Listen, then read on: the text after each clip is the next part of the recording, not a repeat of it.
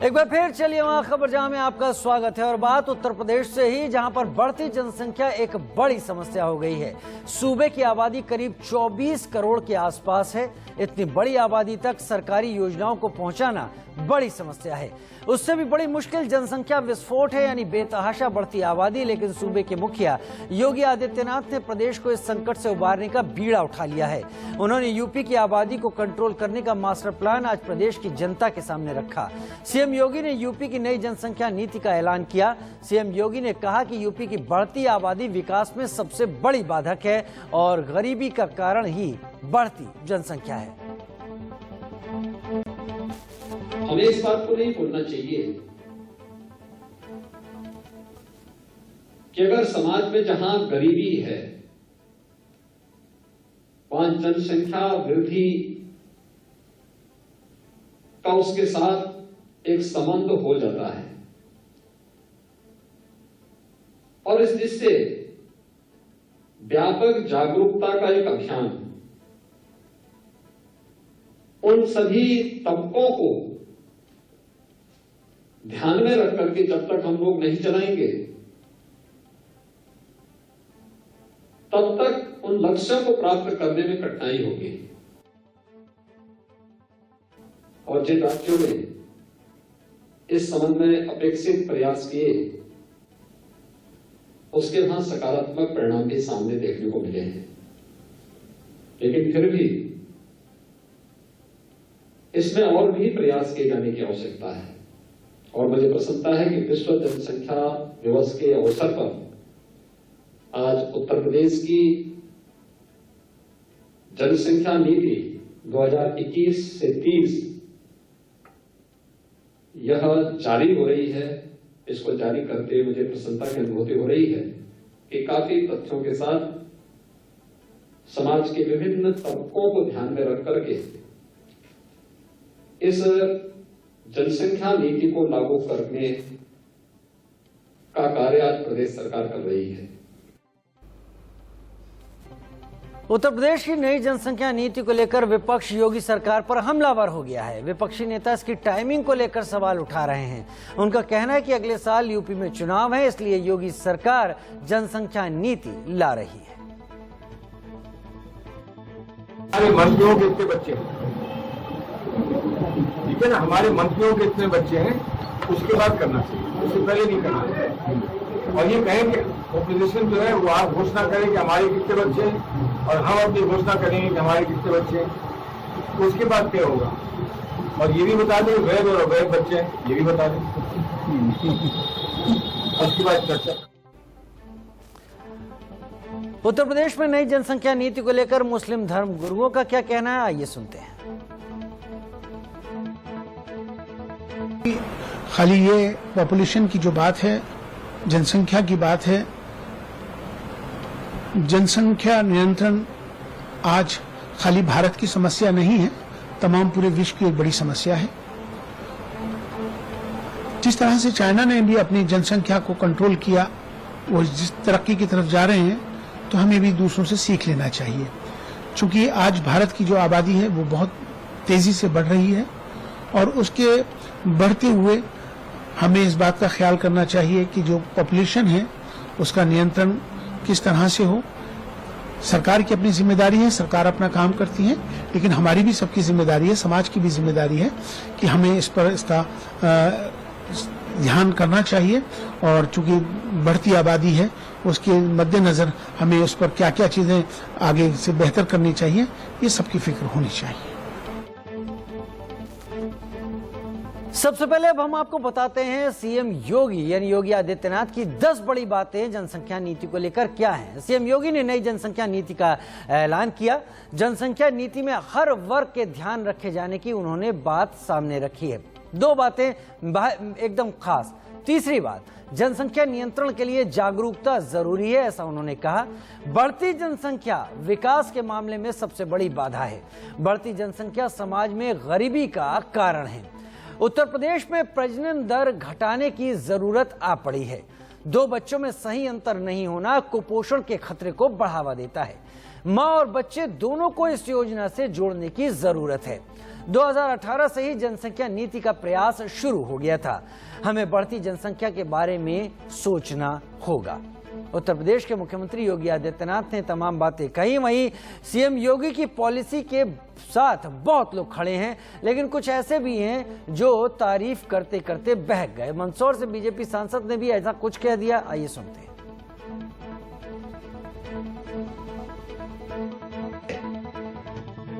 ये जो दुनिया कहती थी कि ये अंडा बेचने के अलावा ज्यादा कुछ अकल है नहीं, इतना ही करे तो ज्यादा ठीक है।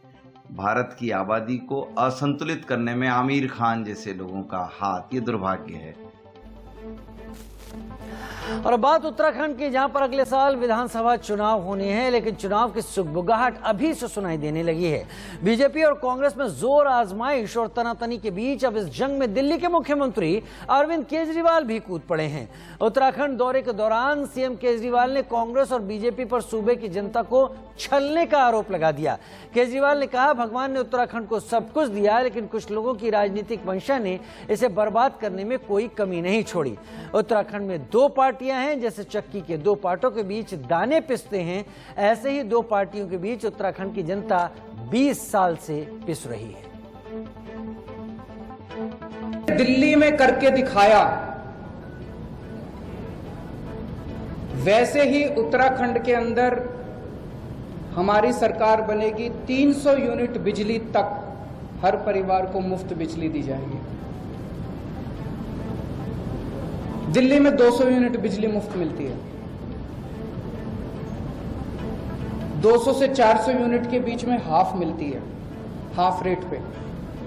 तो यहां पे इसके लिए हमने एक अलग वो कर लिया कि एवरेज करके 300 यूनिट, वो हाफ वाला कॉन्सेप्ट नहीं रखा, 300 यूनिट फ्लैट, 300 यूनिट तक हर परिवार को मुफ्त बिजली दी जाएगी।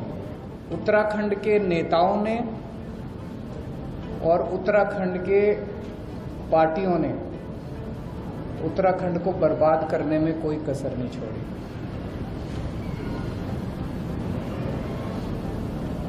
आज उत्तराखंड के अंदर दो पार्टियां हैं। तो जैसे चक्की होती है, चक्की के दो पार्ट होते हैं, उन चक्की के दो पार्टों के अंदर दाने पिसते हैं, ऐसे इन दो पार्टियों के बीच में उत्तराखंड और उत्तराखंड की जनता पिस रही है पिछले 20 साल से। इन दोनों पार्टियों ने बड़ी अच्छी सेटिंग कर रखी है, बड़ी अच्छी सहमति बना रखी है आपस में, और बड़े तरीके से है, सिस्टमैटिक। आप 2000 से उठा के देख लो, एक बार तुम, एक बार हम, एक बार तुम, एक बार हम, एक बार तुम लूटो, एक बार हम लूटेंगे, एक बार तुम लूटो, एक बार हम लूटेंगे।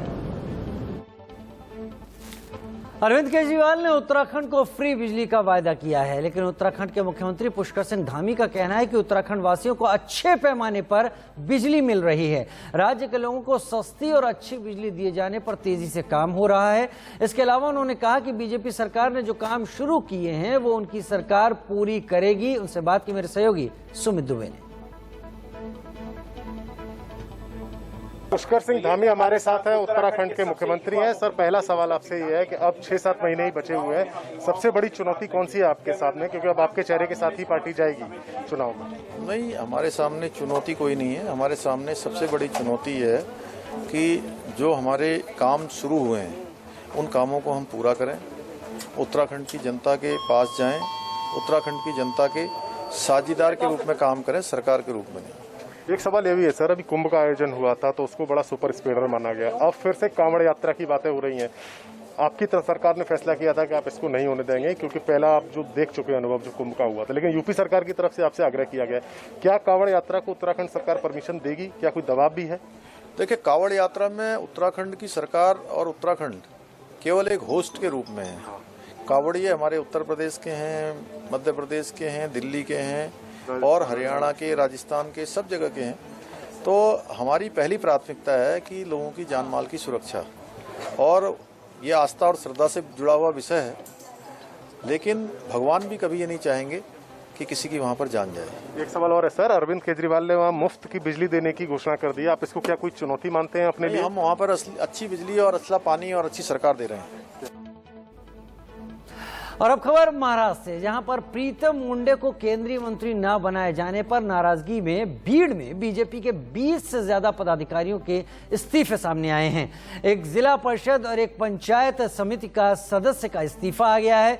जिला बीजेपी महासचिव, जिला उपाध्यक्ष का भी इस्तीफा, जिला परिषद पंचायत समिति के सदस्य भी अब इस्तीफे देने की तैयारी में हैं।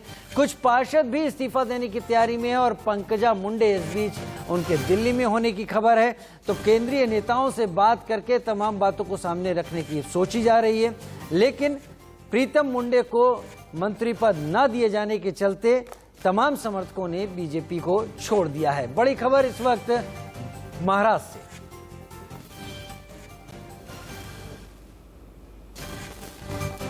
प्रीति सोमपुरा मेरे साथ ज्यादा जानकारी के साथ इस वक्त जुड़ गई है। प्रीति, इससे पहले गोपीनाथ मुंडे हुआ करते थे बीट से और माना जाता था कि बीजेपी के बड़े कद्दावर नेताओं के बीच में से वो एक हैं, लेकिन केवल मंत्री पद ना दिए जाने को लेकर अगर बीट में स्थानीय भाजपा के तमाम कार्यकर्ता इस्तीफा दे रहे हैं तो इसे किस तरह से लिया जाना चाहिए? देखिए, ये कह सकते हैं कि जिस तरीके से इस्तीफे का दौर जो है बीड में शुरू हुआ है, बीड जो है मुंडे परिवार का गढ़ रहा है और वहीं से जो है मुंडे के निधन के बाद में जो है उनकी बेटी प्रीतम मुंडे वहीं से जो है वो सांसद बनी है। और अब जिस तरीके से उनका नाम मीडिया में उछाला गया था कि प्रीतम मुंडे को जो है मंत्री पद मिल सकता है, लेकिन उनको मंत्री पद नहीं मिला। उसके बाद में जो है एक ट्वीट करके खुद पंकजा मुंडे ने कहा था कि प्रीतम मुंडे जो है कैबिनेट मंत्री पद की दावेदार नहीं है। हम दोनों बहनें जो है इस वक्त मुंबई में है और कोई भी इस तरह की अफवाह ना फैलाए कि प्रीतम मुंडे को जो है मंत्री पद मिलने वाला है। तो ये सफाई जो है 4 दिन पहले ही जो है पंकजा की तरफ से आई थी, लेकिन अब जिस तरीके से वहां पर जो है इस्तीफे का दौर शुरू हो गया है तो कहीं ना कहीं ये कह सकते हैं कि मुंडे परिवार की तरफ से जो है दबाव बनाने की राजनीति जो है चल रही है। क्योंकि इसके पहले भी देखने को मिला था कि जिस तरीके से पंकजा मुंडे जो है बीट से ही विधायक का चुनाव हार गई थी, उसके बाद में उसने सीधा हमला बोल दिया था देवेंद्र फडणवीस के सामने और यहाँ तक कि जो है उस वक्त भी जो है पंकजा मुंडे ने दबाव की राजनीति खेली थी और उसके बाद में जो है बीजेपी ने कोर कमेटी में पंकजा मुंडे को शामिल किया था। लेकिन इस वक्त जो खबर आ रही है उसके मुताबिक पंकजा मुंडे जो है इस वक्त दिल्ली में है। कोर कमेटी की मीटिंग जो है अगले 2 दिन में होने वाली, उसमें शामिल होने के लिए वो दिल्ली पहुंची है। दिल्ली पहुंची हुई है पंकजा मुंडे, लेकिन अब पंकजा मुंडे क्या वापस इस मांग को रखने की कोशिश करेंगी इस बैठक के दौरान कि प्रीतम मुंडे को मंत्री पद दिया जाए? हालांकि जैसा आपने बताया कि उन्होंने तमाम कयासों को अलग करते हुए ये कह दिया था कि ऐसी कोई बात नहीं है। अब समर्थक इस्तीफा दे रहे हैं और वो भी खास तौर पर बीड के ही लोग इस्तीफा दे रहे हैं, तो ये जोड़कर देखा जाएगा कि अब पंकजा मुंडे चाहती है कि परिवार में किसी एक को, और वो प्रीतम मुंडे हैं, तो उन्हें पद दिया ही जाए। ठीक है, कहीं ना कहीं जो है दबाव की राजनीति जो है इस वक्त मुंडे परिवार की तरफ से हो रही है। हालांकि भले ही सार्वजनिक तौर पे सफाई दे दी गई हो कि हमको कोई दिलचस्पी नहीं है मंत्री पद में, लेकिन जिस तरीके से दौर शुरू हुआ है इस्तीफे का और जिन लोगों ने जो है इस्तीफा दिया है वह सभी लोग जो है पंकजा मुंडे और प्रीतम मुंडे के करीबी है। यानी कहीं ना कहीं हम कह सकते हैं कि दबाव की राजनीति जो है इस वक्त पंकजा मुंडे और प्रीतम मुंडे दोनों खेल रहे हैं। मौका है, दस्तूर भी है, दबाव की राजनीति करके केंद्रीय नेतृत्व को अपनी तरफ झुकाने की एक कोशिश पंकजा मुंडे शायद जरूर करें। फिलहाल के लिए बहुत बहुत शुक्रिया प्रीति सोमपुरा, ये तमाम जानकारी हम तक पहुंचाने के लिए। एक छोटे से ब्रेक का वक्त है, जल्द हाजिर होते हैं।